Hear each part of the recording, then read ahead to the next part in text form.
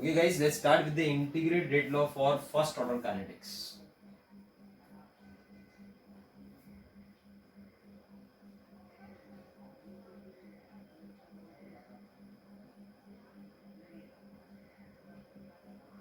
First order kinetics. Now we know that first order reaction is that reaction which depends only on one component system, only on one molecule, one reactant only, not two reactant or three reactant, only on one. So that is a first order reaction.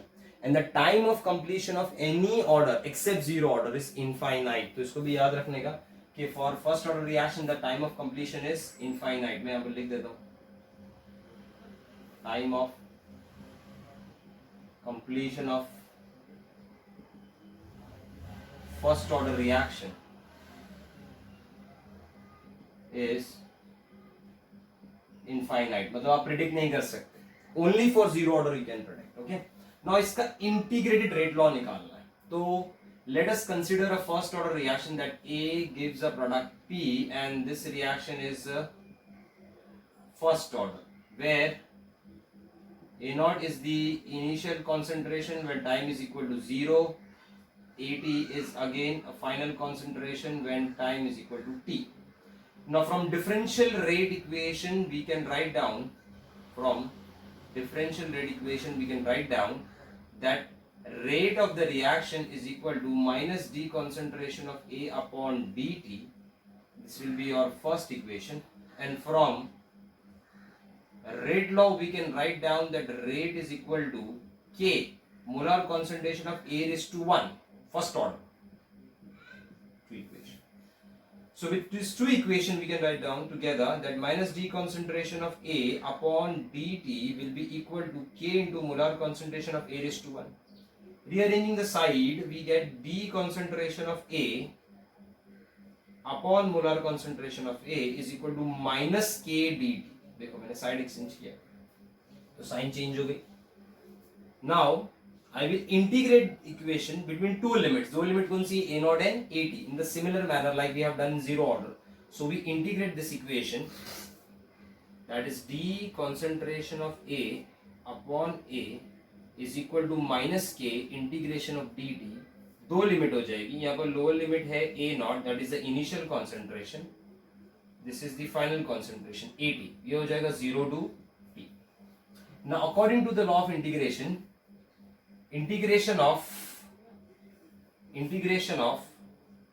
dx is equal to x and integration of dx upon x is log to the base x, that is ln x, log to the base x ln x. So this is integration of dx by x. So integration of dx by x के लिए मैं क्या लिख सकता हूँ? Log to the base e of x, that is log to the base e of a, two limits a naught and at is equal to minus k. Integration of dt के लिए क्या आ जाएगा? Integration of dt will be t again between two limits 0 to t. So see integration of dx is x, तो dt का t लिखा. Integration of dx by x is ln x, that is log to the base x. So log to the base x लिखा मैंने. This log to the base x में a naught to at हो गया. Now when you open this, final minus initial हो जाएगा, that is ln at minus ln a naught is equal to minus k t minus 0. Okay. Now when you exchange the side, we can write down that kt is equal to, अब ln at will be minus and minus ln a naught will be plus ln a naught minus ln kt. दोनों side को मैंने rearrange किया. Clear है? Now log a minus log b, sorry this is ln at. Now log a minus log b क्या होता है? log a by b. मतलब मैं इसको ऐसा भी लिख सकता हूँ that kt is equal to ln a naught upon at. याद रखने का ये वन ऑफ द इक्वेशन है. इससे आप एक्सपोनेंशियल फॉर्म निकाल सकते हैं. कैसे एक्सपोनेंशियल फॉर्म निकालेंगे?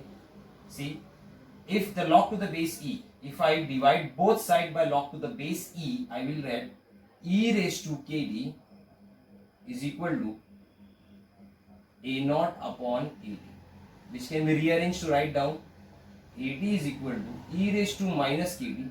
e raised to minus kt will come in denominator at this side, and when it goes in numerator it becomes minus kt into a naught. तो ये इसका एक्सपोनेंशियल फॉर्म हो गया. याद रखने का. This is a exponential form of first order, अगर कभी पूछा एग्जाम में. But we do all the calculation in log to the base 10, not in log to the base e. तो log to the base e को log to the base 10 में कैसा convert करते हैं? By multiplying with 2.303. So मैं क्या करूंगा, इसको log to the base 10 में कन्वर्ट करने के लिए I multiply this part by 2.303. तो we can write down now that kt is equal to 2.303 log to the base 10, क्योंकि log कैलकुलेशन हम log to the base 10 में करते हैं, a naught by what? et. So this is your integrated rate law. Rate law for which order? For first order. Now if we assume, जैसे हम लोगों ने zero order में assume किया था कि if a naught is equal to a and at is equal to a minus x, where x is the amount reacted, तो initial minus amount react करोगे तो amount remaining मिलेगा. Then the equation become kt is equal to 2.303 log to the base 10 a upon a minus x. ये भी इसका equation हो गया. Clear है? Then next we will find out unit of k. तो if you see properly, in case of first order reaction, अगर unit of k find करना है हम लोगों को, तो unit of k के लिए you need to remember in first order reaction the unit of k is independent of the molar concentration of the reactant. तो unit of k निकालने के लिए it's only per time. Why it is that so? हम लोग ने कहा देखा, if you remember the shortcut of k, अगर k का मुझे यूनिट निकालना है, so k के लिए हम लोग ने concentration raised to 1 minus n time raised to minus 1 लिया था. If you remember, मैंने k का shortcut बताया था अपने previous videos में in chemical kinetics. So similarly here, if you want to find the unit of k for a first order reaction, the unit of k is independent of the concentration of the reactant. So that is why here in this case unit of k के लिए it will be only per time, that is per second होगा या per hour होगा या per minute होगा, it's per time. Okay, unit of k, since it is independent of the concentration of the reactant. Now third, we are going to derive its half life. तो half life के लिए rule क्या है? पहले equation ले लो. We know that the given equation is, for first order kinetics, the given equation is kt is equal to 2.303 log to the base 10 a naught upon et. Et is the amount remaining, a naught is the initial amount. Now if I assume कि if time is equal to t half, time कहां पर पहुंच गया है? Half life पे पहुंच गया. तो आपको याद होगा जो भी अमाउंट रिमेनिंग होता है वो इनिशियल अमाउंट का हाफ हो जाता है हाफ लाइफ पे. So at that time at the amount remaining will be what? a naught by 2, जैसे जीरो ऑर्डर में लिया था सेम वैसे ही जा रहा है. सो a naught by 2 आप सब्स्टिट्यूट करोगे at पे और t की जगह पे क्या आएगा? t half. So we can write down t half is equal to 2.303 upon k log to the base 10 a naught divide by a naught upon 2. तो a naught और a naught कैंसिल हो गया. So we get 2.303 into log to the base 10 of 2 divided by k. अब log 2 का value होता है 0.3010. So we get a equation that t half is equal to 2.303 into 0.3010 upon k. So 2.303 into 0.3010 is 0.693. So we can write down t half is equal to 0.693 upon k. So this is the half life equation for first order, where we can say that t half is independent of a naught. But zero order के लिए t half was directly proportional to a naught. दोनों का difference याद रखना. यहाँ पर we can write down कि the rate of the reaction rate depends on initial concentration. It depends upon the concentration.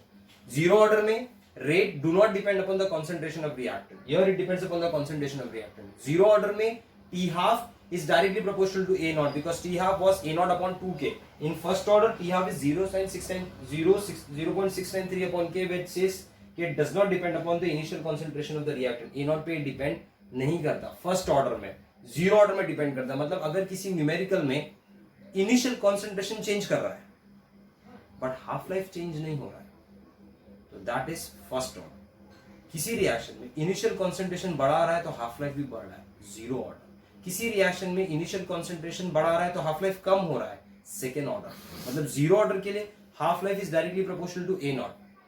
First order independent, half life a naught पे depend करता ही नहीं. मतलब आप इनिशियल कॉन्सेंट्रेशन बढ़ाओ या कम करो, उसका हाफ लाइफ उतना ही रहेगा. क्लियर है? So this is about the half life reaction. Unit of k, it is independent of concentration, देखो इट्स पर टाइम ओनली. तो कहीं पर भी आपको पर टाइम, पर सेकेंड, पर आवर दिख रहा है, मतलब वो फर्स्ट ऑर्डर का क्वेश्चन है. क्लियर है? It is a clear case of first order. बराबर देखोगे तो k is inversely proportional to t half, मतलब पर टाइम हो रहा है इधर पे. ओके गाइस, यहाँ पर से समझ लेना that k is inversely proportional to t half. A naught तो है ही नहीं, तो वी कैन राइट डाउन कि k का यूनिट निकालना है तो it is per time. So this is the integrated rate equation for zero order. Okay, अभी मैं same integrated rate equation derive करूंगा फर्स्ट ऑर्डर के लिए, बट गैस फेज में. तो गैस फेज में भी एक इक्वेशन यूज कर सकते हैं हम लोग. Let's see that equation in gas phase. I will rub this out. Okay,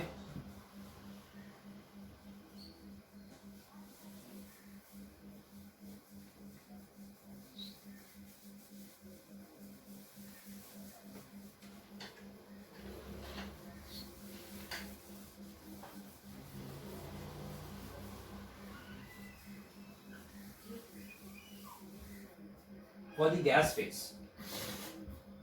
Then we'll move on to the graph.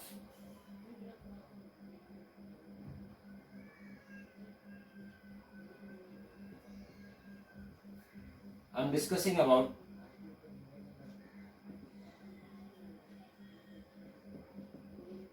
decomposition of gas. Break हो रहा है gas. Okay. So let us consider one reaction where the gas A get decomposed on heating to form gas B and gas C. Clear? So let P naught be the initial pressure. आपको याद होगा यहाँ पर concentration partial pressure पे होता है, and initial pressure P small t will be partial pressure. आपको याद होगा partial pressure is the individual pressure of gas in a mixture. तो पार्शियल प्रेशर हो गया individual mixture gas, pressure of individual gas in a mixture, and P capital T be the total pressure. Okay, now this gas decompose to give two components B and C. मतलब gas A है. अच्छा, इस ये लिखने से हमको क्या मालूम पड़ जाता है? देखो, we can write down that A naught is nothing but P naught. ये पहले मालूम पड़ गया. Second, this gas A is decomposing into two components, gas B and gas C. Initial moles की हम लोग बात करिए, इनिशियल प्रेशर की आप बात करें तो इनिशियल प्रेशर में दिस वाज P नॉट, ये फॉर्म ही नहीं हुआ था. Then at a certain time t, when the time reaches to t, the amount remaining, the partial pressure remaining, समझो ये pt टाइम्स बना है, दिस इज pt. तो ये कितना बचेगा? p not minus pt. मतलब इसमें से निकल के pt एंड pta बना है. Let's make it very simple. Decomposition of two components, make it very simple. Suppose आपके पास 5 एक्लेयर है, उसमें से आपने 2 ओपन किया. Okay, you have a 5 chocolate. So when you open 2, you get 2 wrappers, okay, and 2 chocolates from inside. So 2 wrapper and 2 chocolate. तो 5 open किया तो 2 chocolate and 2 wrapper मिल रहा है. क्लियर है? तो रिमेनिंग कितना हो गया? 5 minus 3. तो सिमिलरली आप P नॉट ओपन कर रहे हो, सो आपको PT B गैस और PT C गैस मिल रहा है, इसी के अंदर से ओपन होके मिल रहा है. तो ये बचेगा कितना? P not minus PT. तो 5 आपने लिया था chocolate, so you get 3 wrapper and 3 chocolates in it. So how much is remaining? 5 minus 3 is remaining. Clear है? 3 आपको ये मिला तो 5 minus 3 रिमेनिंग होगा, क्योंकि ये इसी में से ब्रेक होके बन रहा है. सो P not minus PT is the remaining amount. Okay, is the remaining amount of gas A. PT is the partial pressure of gas B and PT is the partial pressure of gas C.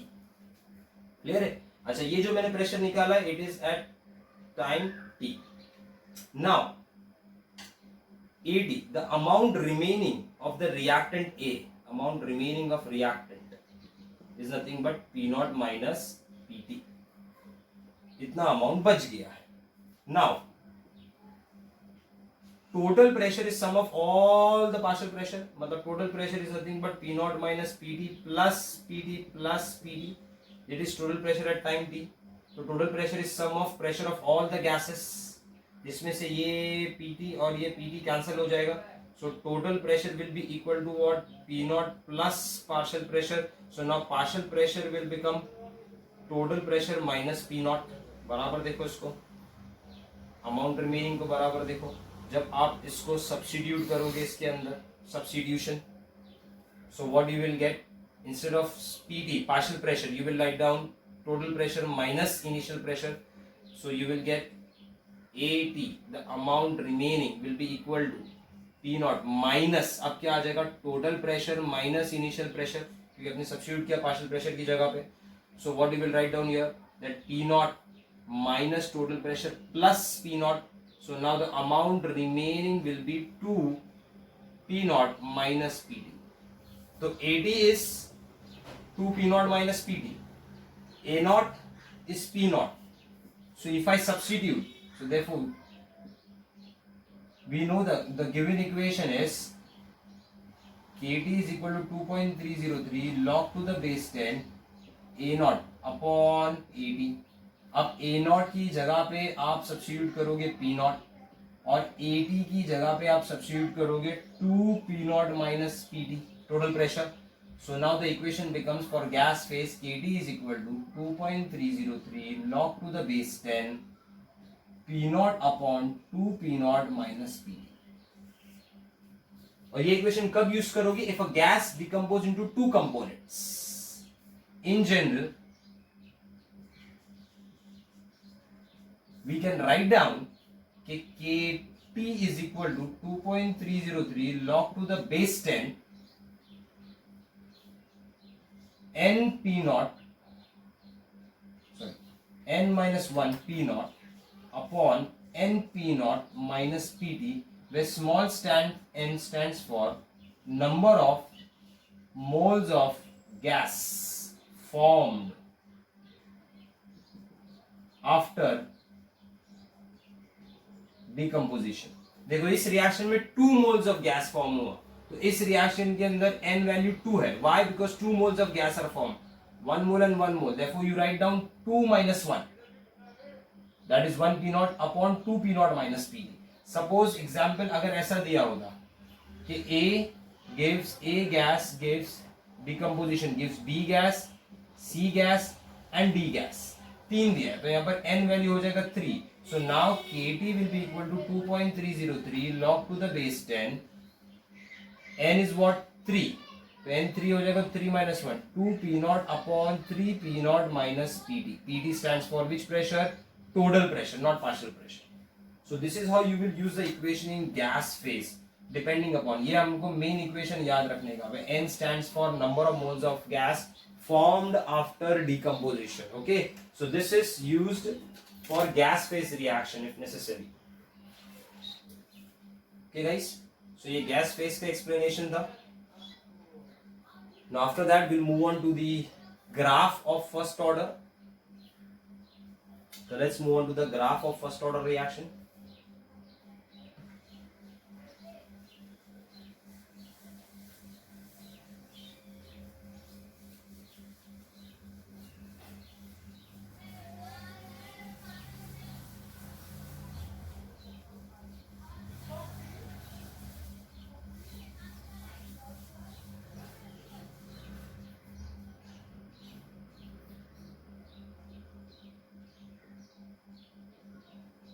The first graph is rate versus A. If you remember for first order kinetics, rate is equal to K molar concentration of A:1, क्योंकि first order होता है plus 0, तो Y is equal to mx plus C. तो अगर मुझे इसका graph plot करना है तो y एक्सिस पे R, x पे आ जाएगा A, C 0 है तो passing through the origin slope positive है तो slope is equal to K. Second graph, zero order में हम लोग ने सेकेंड ग्राफ लिया था 80 वर्सेस T. यहाँ पर 80 वर्सेस T नहीं होगा. The second graph is log to the base 10 of 80 versus T. तो y पे log to the base 10 80, x पे t आ जाएगा। अच्छा ये इक्वेशन पहले हम क्या करेंगे, इक्वेशन को सॉल्व करके y is equal to mx plus c के फॉर्म में लाने का, मतलब that equation according to integrated rate equation we can write down that kt is equal to 2.303 log to the base 10 a naught upon 80। इसको open करेंगे तो we can write down kt is equal to 2.303, या इसको ऐसा ले सकता हूं मैं kt upon 2.303 log to the base 10। log a by b is log a minus log b, so log a minus log b कर दिया आपने, kt upon 2.303। अब इसको साइड एक्सचेंज करो, 80 को bring 80 at the left hand side and kt at the right hand side, so log to the base 10 80 positive हो जाएगा, minus k ये नेगेटिव हो गया upon 2.303 into t log to the plus log to the base 10 of a naught। so now this is y mx plus c। देखो graph plot किए अपने, y की जगह पे y एक्सिस पे log to the base 10 of a naught, x axis पे आ गया time. Now slope negative है तो डिक्रीजिंग होगा, c का वैल्यू है तो this c is nothing but log to the base 10, this y intercept, c becomes a y intercept log to the base 10 of a naught। the graph, the slope will be equal to minus k upon 2.303। Zero order में हम लोगों ने 80 versus t देखा था, so in case of 80 versus t in zero order the slope was minus k, since it is log 80 the slope is minus k upon 2.303। the next graph, the third graph is, वहां पर हम लोगों ने third graph देखा था a naught minus 80 versus t, यहाँ पर log आ जाएगा तो log a naught minus 80 is log a naught upon 80 versus t, ये डायरेक्ट ग्राफ जाएगा। इक्वेशन क्या है, log a naught upon 80 is equal to k upon 2.303 into t plus 0, so this is y axis m x plus c। so now when you draw the graph, log a naught upon 80 y axis पे आ गया, x पे time आ जाएगा, since c is 0 slope positive तो increasing है, again slope will be equal to what, k upon 2.303। Zero order में सिर्फ k था। now fourth graph is t half, t half is equal versus a naught, तो आपको याद होगा for zero order t half is independent of a naught, so t half is equal to 0.693 upon k, so we can write down t half is independent of a naught। Okay so अगर इसका graph बनाना है तो वो zero order का first graph बन जाएगा, t half versus a naught constant. So these are the four graph. Fifth graph में डिस्कस करूंगा जो बहुत इंपॉर्टेंट है with respect to MCQ point of view, but these are the four graph which is related to the first order kinetics and it is similar to the zero order kinetics. Zero order kinetics में सिर्फ log value नहीं था, इसके लिए k point 2.303 नहीं दिख रहा था आपको, rest everything will be the same in this case. Okay guys,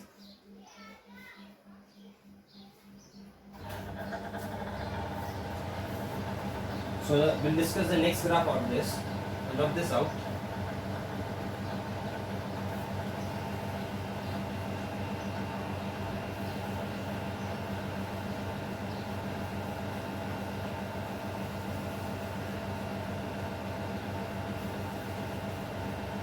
The next graph, the fifth graph, the addition graph is amount remaining versus time. So when I plot a graph, बराबर देखना, y axis पे मैंने लिया है amount remaining, x axis पे time. तो when the time is zero, जब time zero होता है तो कितना अमाउंट रिमेनिंग होता है, ओरिजिनल अमाउंट ही रहेगा क्योंकि रिएक्शन स्टार्ट नहीं हुआ है। So when the time is zero the amount remaining is the initial amount, मतलब that is nothing but a naught, and as the time goes on what happens to the amount of reactant, it will decrease, but it will decrease exponentially, linearly ऐसा decrease नहीं होता, it will decrease exponentially। okay, now imagine करो कि your time reaches first t half, first t half time कहां पर आ गया है, first t half पे आ गया है, first t half पे आ गया। now in case of first t half the amount remaining will be half of the original amount. तो फर्स्ट टी हाफ पे जो अमाउंट बचेगा वो A0/2 हो जाए, मतलब इनिशियल अमाउंट का हाफ, क्योंकि हाफ लाइफ क्या होता है, time taking by the substance to reduce half of its original amount. मतलब जब फर्स्ट टी हाफ आएगा, सपोज 100 ग्राम का रिएक्टेंट, 10 मिनट्स हाफ लाइफ, तो जब 10 मिनट्स रीच होगा तो वो 100 ग्राम से 50 ग्राम हो जाएगा, तो वो 50 ग्राम आपका हाफ लाइफ हो गया, दैट इज 100/2। फिर जब सेकेंड टी हाफ आएगा तो 50 से 25 हो जाएगा, तो in case of second T half वो इसका भी हाफ हो जाएगा, this value will be what, A0/4, क्योंकि इसका हाफ 4 होता है, ऐसे मैं ऐसा भी लिख सकता हूँ A0/2 अगर ये 2 है। फिर जब थर्ड टी हाफ आएगा तो वो 25 से कितना हो जाएगा, 100 ग्राम लिया था आपने, 100 ग्राम से 50 ग्राम हुआ, 50 ग्राम से 25 ग्राम हुआ, उसका हाफ, फिर 25 ग्राम से हाफ कितना होता है, 12.5, मतलब सीधा A0/4 का हाफ। तो A0/4 का हाफ क्या होगा, A0/8, that can be written as what, A0/2/3। So we have 2/1, 2/2, 2/3, that will be what, 12.5। अगर फोर्थ टी हाफ आ गया, फिर से टाइम किधर पे पहुंच गया, फोर्थ टी हाफ में, this was the third t half, this is fourth T half. So when fourth T half पे आ जाएगा तो amount remaining will B A0/8 का हाफ रहेगा, that is A0/16, that is nothing but A0/2/4। तो वो कितना होता है, 6.25। तो दिस इज हाउ 100 से 50, 50 से 25, 25 से 12.5, 12.5 से 6.25। So this is how the amount will reduce when the half lives are reached. So इस इक्वेशन से हमको क्या मालूम पड़ता है, from this equation we can write down the amount remaining is equal to A0/2/x, where x stands for number of half. First half 2/1, second half 2/2, third half 2/3, fourth half 2/4, fifth half 2/6. So x is number of half, मतलब we can write down that 80/A0 is equal to 1/2/x, and also remember x is nothing but T/T half, number of half find करना। For example 100 minute का reaction और 10 minutes half life, तो कितनी बार आप ये समझो, half life 20 minutes है, 100 minute का टोटल रिएक्शन है, 100 मिनट का टोटल रिएक्शन है, हाफ लाइफ कितना है, 20 minutes, 20 minutes is the half life. तो 5 टाइम आप कोई भी सब्सटेंस को हाफ कर सकते हैं, 100 से 50, 50 से 25, 25 से 12.5, 12.5 से 6.25 एंड सो ऑन, 5 टाइम उसको हाफ कर सकते हैं। तो अगर नंबर ऑफ हाफ फाइंड करना है कि कितनी बार आपने हाफ किया, तो इट इज T/T हाफ। ठीक है, now remember one more thing for shortcut for MCQs, मैं यहाँ पर बना देता हूँ। Let's talk about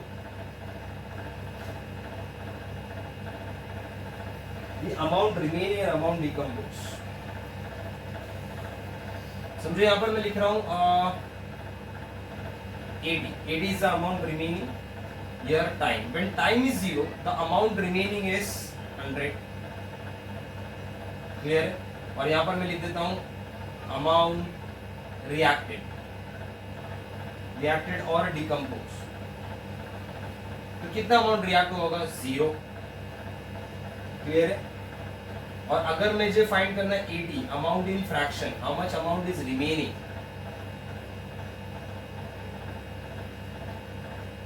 fraction, so 1, the initial case when time is 0 the amount remaining is 100%, कितना अमाउंट बचा, कितना रिएक्ट हुआ, 0 रिएक्ट हुआ, क्योंकि टाइम 0 है, फ्रैक्शन में वो कितना बचा है, 1। Now when first t half is reached, first t half आ गया, तो फर्स्ट टी हाफ में What is the amount remaining? कितना अमाउंट बच जाएगा, 50% तो चला गया, मतलब how much amount is remaining, 50% is remaining। How much amount is decomposed, कितना गया, कितना रिएक्ट हुआ, 50% has reacted।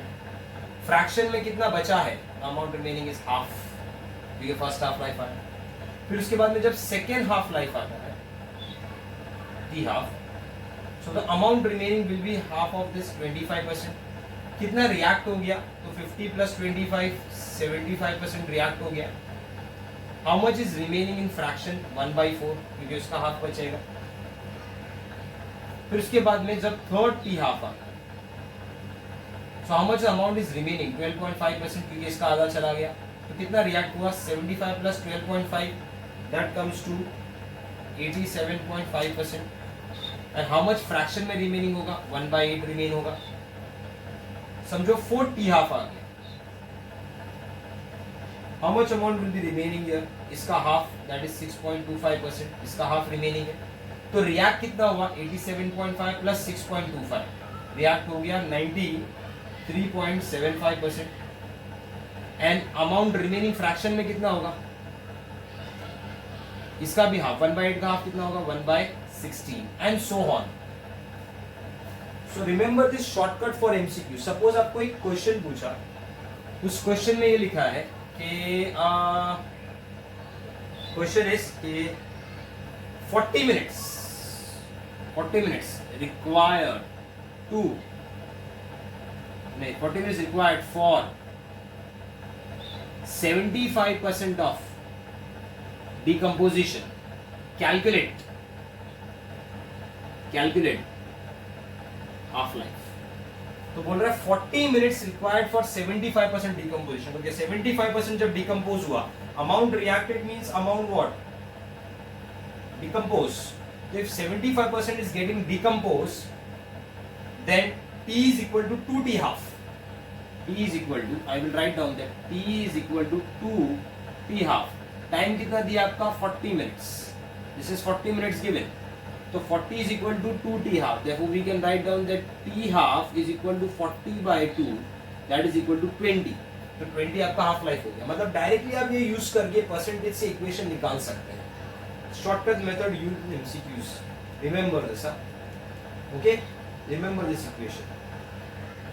So this was all about first order kinetics. अब मुझे सेकेंड ऑर्डर के कुछ इक्वेशंस दे रहा हूँ. सेकेंड ऑर्डर के लिए आप लोगों को डेरिवेशन का जरूरत नहीं है. In case of second order kinetics, you just need to remember the equation for the half life. So I'll write down the equation for second order. You note it down.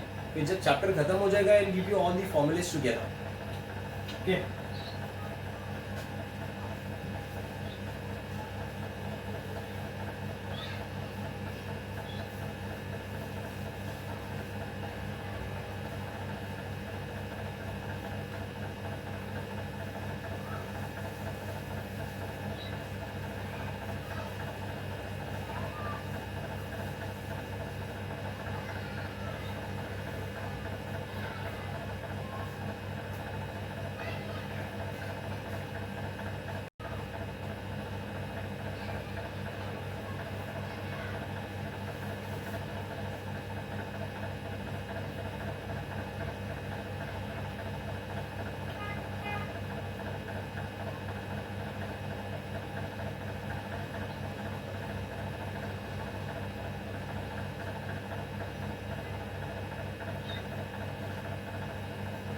Now for second order,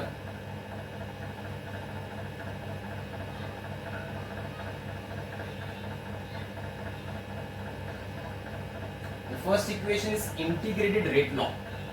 तो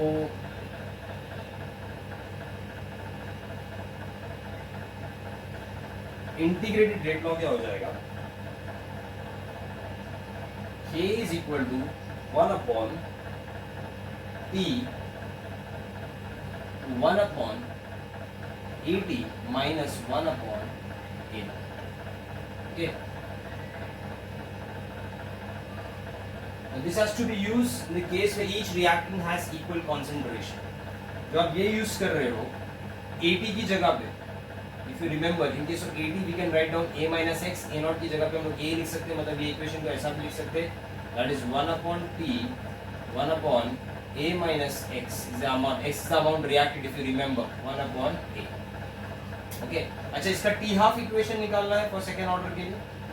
तो T half के लिए substitute करना पड़ेगा. T half में क्या होता है? T becomes T half but AT becomes A naught by 2. So ये A naught upon 2 हो जाएगा. मतलब we can write down K is equal to 1 upon T half. AT becomes what? A naught upon 2 minus 1 upon A naught. तो ये 2 ऊपर चले जाएगा. So 2 minus 1. Okay, 2 minus 1. So 2 1 upon A naught minus 1 upon A naught becomes what? 1 upon A naught. तो यहाँ पर T half will be equal to 1 upon K A naught. This is the equation for second order kinetics for T half. Okay, so second order kinetics का ये T half का equation. Now next is in this we have to remember the third order. Now in case of third order kinetics we derive the integrated rate law.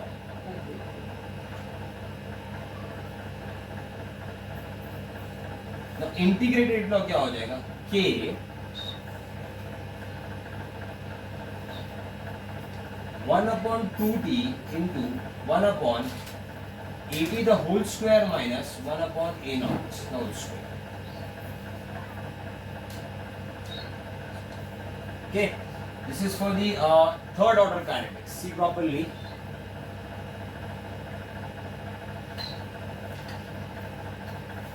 Third order kinetics का equation. Now in this equation अगर हम लोग half life equation निकालेंगे, if you calculate, अच्छा यहाँ पर हमको क्या करना है, इफ आई राइट डाउन 80 की जगह पे तो a minus x the whole square and a square.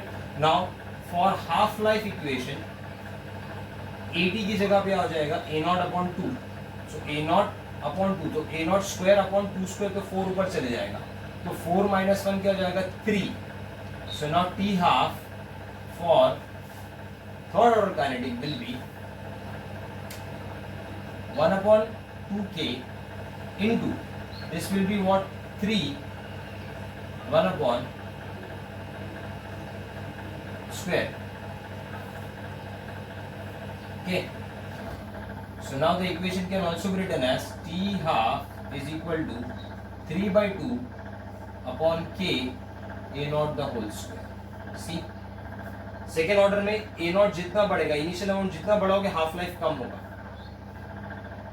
Third order में A naught आप जितना बढ़ाओगे हाफ लाइफ उसके स्क्वायर रूट के हिसाब से कम होगा. क्लियर है? और ज्यादा कम हो जाएगा. This is the equation for second order and for third order. You note down equation, इसके डेरिवेशन आप लोगों को नहीं है, सिर्फ यूज करना है. मतलब इन जनरल अगर मुझे कोई भी ऑर्डर का इंटीग्रेटेड रेट लॉ निकालना है, ध्यान देना इधर.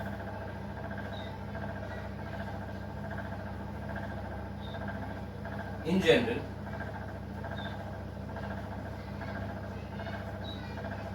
इंटीग्रेटेड रेट लॉ निकालना है मुझे कोई भी इक्वेशन का,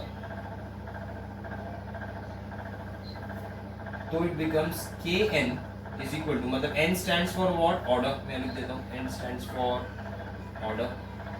तो kn will be equal to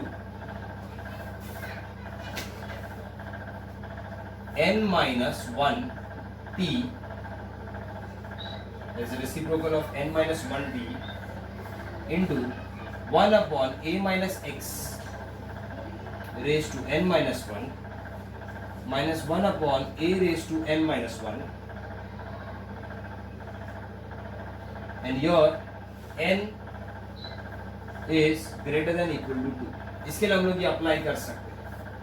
मतलब सेकेंड ऑर्डर थर्ड ऑर्डर के लिए you can apply this equation directly कि सेकेंड ऑर्डर के लिए ये 2 minus 1 हो जाएगा. और a minus x की जगह भी you can also write down at, मतलब सिंप्लीफाई करने के लिए you can write down at raise to n minus 1, और यहाँ पर a की जगह पे you can write down a naught raise to n minus 1.